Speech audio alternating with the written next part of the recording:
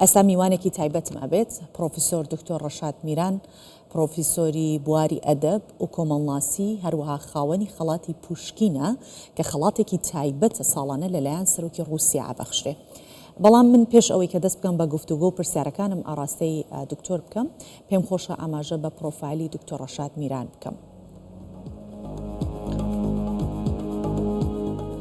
پرۆفیسۆر دکتۆر ڕەشاد میران زانایەکی لێهاتووی داهێنەری بواری مرۆڤناسی کوردە. بەدەیان کتێب و لێکۆڵینەوە وتاری لەبارەی ئەنترۆپۆلۆژیا بڵاو کردوتەوە. ساڵی 1952 لە شەقڵاوە لەدایک بووە. بڕوانامەی ماستەر و دکتۆرای لە پسپۆڕی ئەنترۆگرافیا لە لینینگراد بەدەستهێناوە. ساڵی 1993 تا 2021 مامۆستا بووە لە بەشی کۆمەڵناسی زانکۆی سەلاحەدین، ئەندامی دامەزرێنەری کۆمەڵەی کۆمەڵناسی کوردستانە. ساڵی 2021 بووە بە ئەندامی ئەنجومەنی ئەکادمیای کوردی، ساڵی 2021 بووە بە جێگری سەرۆکی ئەکادمیای کوردی. زیاتر لە 30 کتێب و توێژینەوەی زانستی و وەرگێڕانی بڵاو کردوتەوە. سەرپەرشتی 15 نامەی ماستەر و تێزی دکتۆرای لە بواری کۆمەڵناسی کردووە.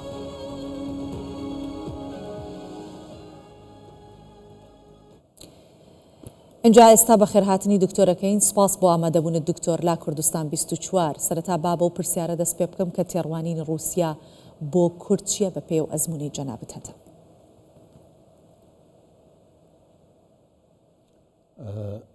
سپاس بۆ میوانداریکردنم، دەستان خۆش بێ.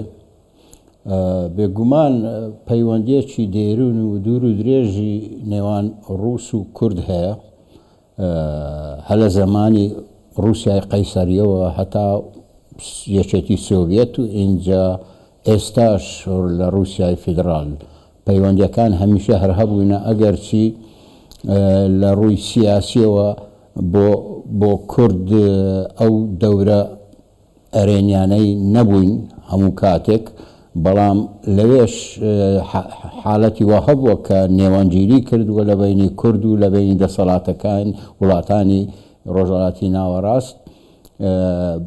بێگومان پەیوەندیەکان قوڵن و لە مێژی نەشن.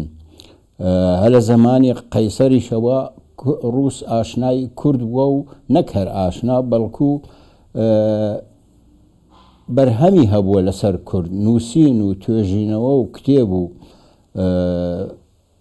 جۆرەها بەرهەمیان بەرهەمهێناوە لەسەر کورد، وەکو زانایانی گەورەی وەکو یەگیزارۆف کە لە زمانی قەیسەرەوە کتێبێکی سنجینی لەسەر کورد نووسیوە، هەروەها ژوکۆڤسکی، اینجا پیۆتەر لێرخ، ئەمانە هەمویان لە زمانی قەیسەر بوون.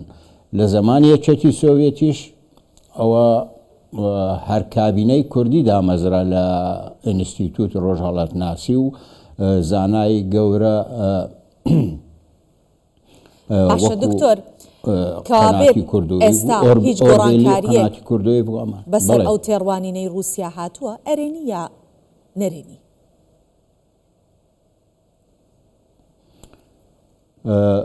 ئەبێ پێگەی رووسیا لە بەرچاو بگرین لە سیاسەت و لە پەیوەندە نێودەوڵەتیەکان. بێگومان ئەرێنی یان نەرێنی ئەوە هەمیشە لەسەر یەک وڵات ناوەستێ، بەڵکو لەسەر ڕەوشەکە بەگشتی تا چەند وڵاتێک ئەتوانێت یارمەتی میلەتێک یا کیانێک یا دەوڵەتێک بدا. ڕەوشەکەش ئەوەندە ئاڵۆزە لە ڕۆژهەڵاتی ناوەڕاست کە تەنانەت ئەمریکاش بە تەنها ناتوانێت هیچ بکە، نە بۆ کورد و نە تەنانەت بۆ سووریاش. دەسوەردانی زۆر هەن و پەیوەندی ئەرێنی من لەوەدا دەبین کە ئێستا رووسیا پەیوەندیەکی باشی لەگەڵ هەرێمی کوردستان هەیە لە ڕووی دیبلۆماسی و هاوکاری، جۆرەها هاوکاری تر. لە ڕۆژ ئاوا ئێستا ئەوە ئەبینین کە ئەحمەد شەرع لە مۆسکۆیە ئەمڕۆ بێگومان یەک لە پرسەکان پرسی کورد دەبێت، ئەگەر پرسی سەرەکیش نەبێ بە حسێب رووسیا ڕەنگە بتوانێت تەسیرێکی ئیجابی هەبێ لەسەر هەڵوێستی کورد و یاخود لە نێوانگیری بینی کورد و نظامی دیمەشق. اینجا بۆیش ئەحمەد شەرع ڕەنگە هەر بۆ ئەو مەبەستە لەوێ بێ. واتە بۆ ئەو کاری ئەوەی کە جەنابەت ئاماژەی پێ ئەەکەیت مەبەستی ئەوەیە کە رووسیا لە پەیوەندی لەگەڵ کورد چۆنە بێت، ینی ئێوە بۆ کورد چی بکات؟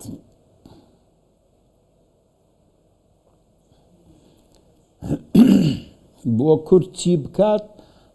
ڕەنگە مەبەستی دیمەشق ئەوە بێ کە بتوانێ کار بکاتە سەر قەسەد سەر کورد لە سووریا کە نەرمی بنوێنن یاخود پاشگەزبوونەوەیان پێ بکات لە هەندێک بوارە کە ڕێگرن لە گەیشتن بەڕێکەوتن. ڕەنگە من دەڵێم ڕەنگە اینجا نازانم چەند دەتوانێت ئەو دەور و کاریگەریەی هەبێ، چونکە رووسیا لە سووریا دەوری بەرەو کشانەوەیە زێتر، هەردوێنێ لە قامشلۆ هەموو هێزەکانی خۆی کشانەوە. جا ڕەنگە مەسەلەکە تەنها سیاسی و ڕەنگە من دەڵێم ڕەنگە پەیوەندی نێوان پەکەکە و رووسیاش هەر لەسەر ئەو بابەتە بێ کە ئەوانیش پەیوەندیان بەیەکەوە هەیە.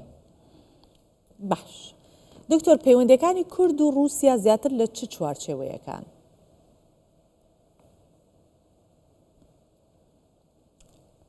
چوارچێوەی سەبارەت بە باشووری کوردستان ئەوە پەیوەندی بازرگانی و دیبلۆماسی هەیە، بەڵام بەشەکانی تر کەمتر بێگومان دەورەکە زۆر ڕەنگە ئەگەر زۆر سنووردار بن لە پەیوەندی کەسایەتی زیاتر تێنەپەڕێ. باوەش لەبیر نەکەین کە لە مێژە کورد و ڕووس تێکەڵ بووین بە یەکتر لە ڕووی کۆمەڵایەتیەوە و تەنانەت وەکو ئاماژەم پێدا چیرۆک و داستان و شتیشان لەسەر کورد هەیە. کاتە رووسیا مافەکانی کورد لە ڕووی کولتوری و سیاسی بەڕەوا ئەبینێ مادەم ئەو جۆرە پەیوەندیان هەیە؟ لە ڕووی سیاسیەوە نازانم، بەڵام وەکو بواری کۆمەڵایەتی و کولتوری و بوارەکانی تر بڵێ من لەگەڵ زۆر ڕووسان قسەم کردووە کە هاوسۆزێکی زۆریان بۆ کورد هەیە و پەیوەندی لە مێژینەشیان هەیە لەگەڵ کورد. بەخشە لە پرسە گەرمەکانی جیهان جەناب دەڵێی من لەگەڵانە قسەم کردووە هاوسۆزیان هەیە، بەڵام لە پرسە گەرمەکانی جیهان و ناوچەکە رووسیا گوێ لە کورد و تێڕوانەکانی کورد دەگرێ؟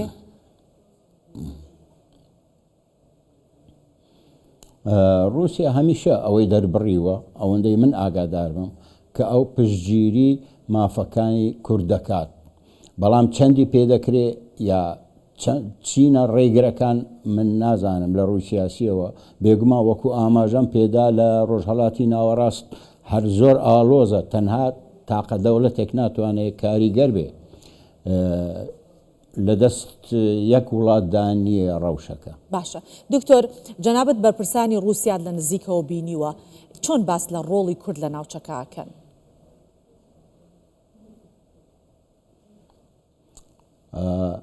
بەرپرسێکی گەورەی رووسیا لە سیناتی رووسیایە و سەرۆکی لێژنەی پەیوەندە نێودەوڵەتیەکان و کلیمۆف، من ئەوم بینی پێش 2 مانگ 3 مانگ و قسەمان کرد بەڵێ ئەو وەکو بێگومان نەک بە شێوەی فەرمی بەڵام وەکو کەسایەتیەک زۆر ئەرێنی بوو بەرامبەر بە مافەکانی کورد بە ڕەوشی کورد، تەنانەت بۆ لە داهاتوش ئەو گەشبین بوو بۆ کێشەی کورد. ئێمە سپاس دەکەین دکتۆر ڕەشاد میران، پرۆفسۆری بواری ئەدەب و کۆمەڵناسی میوانی کوردستان 24 بووی. سپاس بۆ ئامادەبوونت.